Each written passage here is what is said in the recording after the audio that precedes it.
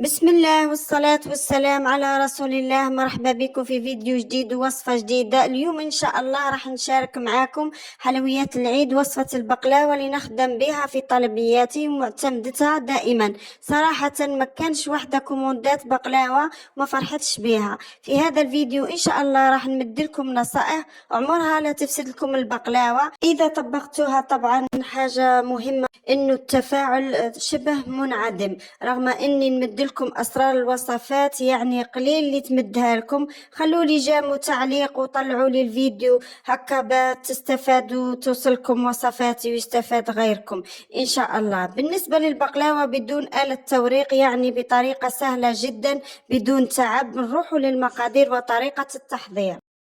نبدأ بسم الله.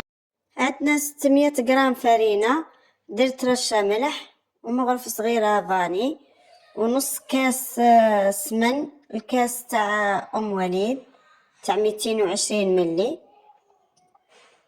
والسمن لازم يعود بارد ما يعودش سخون، وحبة بيض.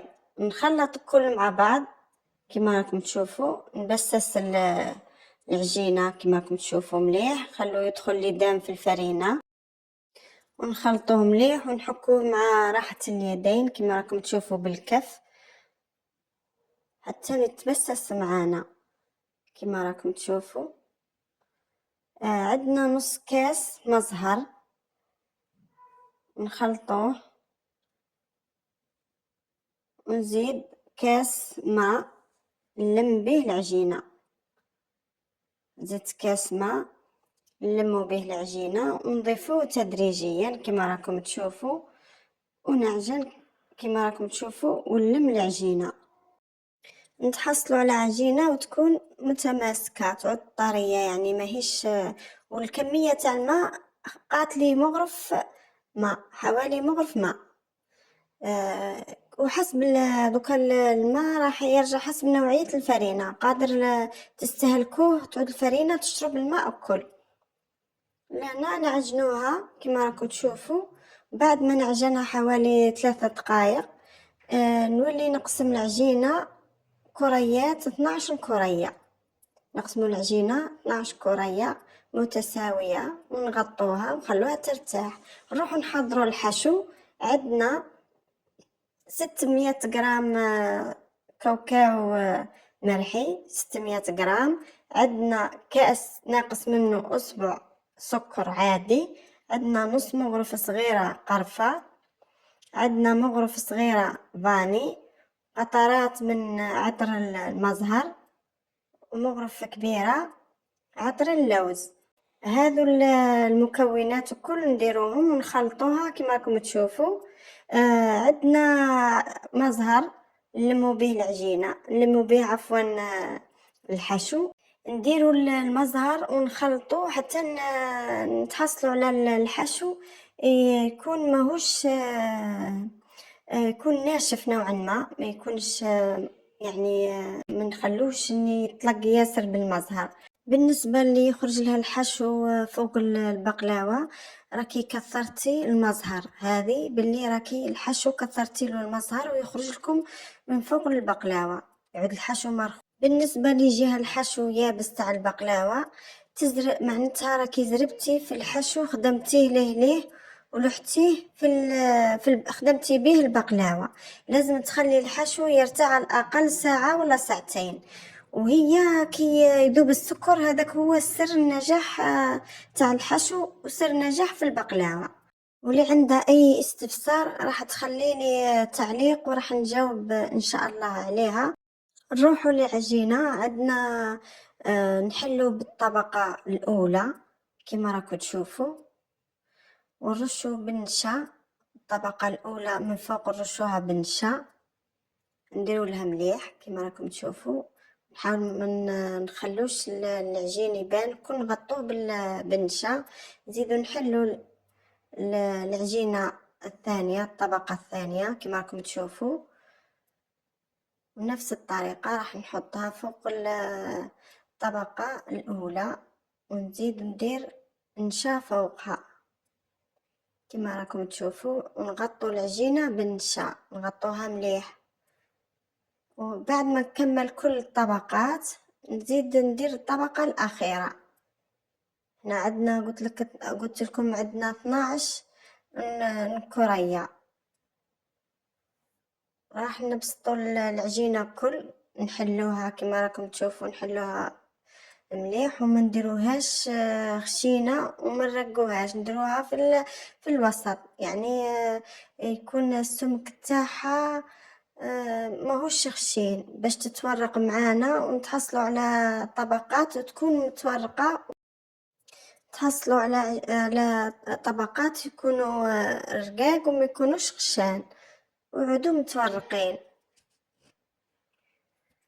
عندي لهنا بلاطو نكونوا دهنينه بالسمن، راح نكيلو به العجينة كما راكم تشوفوا باش تطيح الطبقة قد البلاطو قد.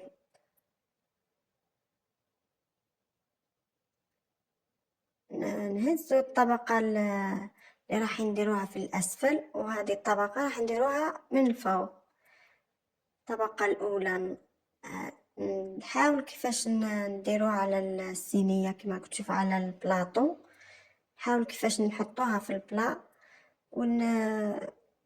ونضغطو ضغط خفيف على الجوانب، وبالسكين وبالموس راح نحو الحواف هذيك العجينة الزايدة نحوها كما راكم تشوفوا. نحاول الحواف هذو نحوهم ونديروا الحشو، والحشو لهنا راح نوزعه على كل البلا كما راكم تشوفوا، نوزعوه وما نضغطوش عليه. الحشو ما لازمش نضغطوا عليه باش ما تعودلناش الطبقه في الاسفل راح تعود لنا عجين. كي نضغطوا على الحشو نخلوه مزربع برك. نحطوا الطبقه الاولى، الطبقه عفوا الاخيره فوق الحشو، ونحاول ان نضغطوا ضغطه خفيفه فقط من فوق، ونضغطوا على الحواف كما راكم تشوفوا، نضغطوا على الحافة فقط، ما نضغطوش في الوسط نضغطوا ضغطة خفيفة فقط. ولهنا نحو الحواف كما راكم تشوفوا، الجوانب كل نحوهم ونضغطوا على الحواف باش ما يطلعش معانا الطبقة، ما تطلعش معانا. نضغطوا على الحواف مليح كما راكم تشوفوا. ولهنا راح نجيب مسطرة باش يعودوا لي الحبات الكل متساويين. راح ندير هذه طريقة، يعني ما شاء الله تبعوا هذه الطريقة. راح ندير السمك الحبة تاع البقلاوة، راح ندير مقاس الحبة تاع البقلاوة 4x4 عرض وطول، 4x4 باش يجوا الحبات متساويين. وانا في هذا البلا قلت لكم 30x25 خرج لي هذا البلا حوالي 36 حبة، 36 حبة، كمية ما شاء الله.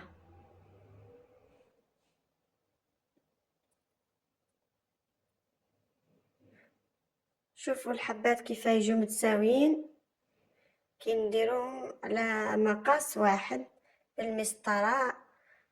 وتبعوا هذه التفاصيل وراح تنجحوا فيها بإذن الله.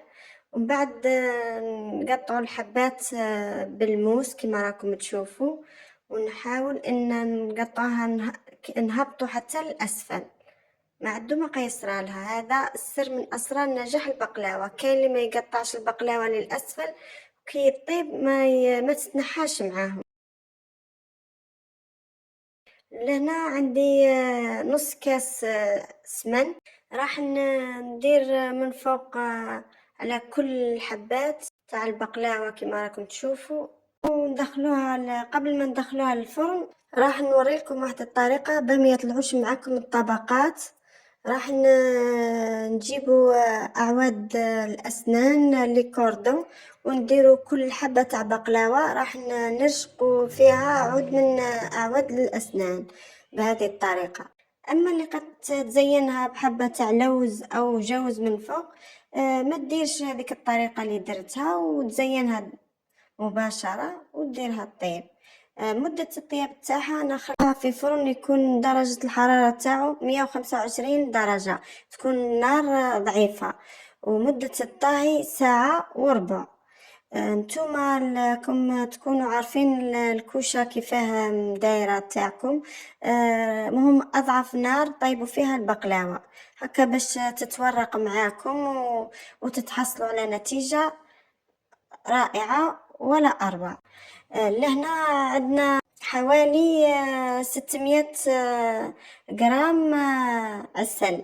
مباشرة مع نخرجوا البقلاوة من الفرن نشربوها بالعسل كما راكم تشوفوا، ومن بعد كي نشربوها بالعسل نزينوها بحبات من الجوز واللوز، تزيين اختياري، ودرت لها حب الملوك كما راكم تشوفوا، ونخلوها ليلة كاملة تتشرب العسل ومن بعد نقطعوها. وهذا هو شكلها النهائي. ان شاء الله تكون عجبتكم وصفة اليوم، وصفة البقلاوة بدون آلة توريق بطريقة سهلة بدون تعب. بالنسبة باش تلصقوا اللوز والجوز تقدروا ديروا العسل تلصقوا به او الجلوكوز، هذا لكم الاختيار. بقلاوة بالكاوكاو، نتحدى اي وحدة تتبع الطريقة بالتفاصيل وما تنجحش فيها.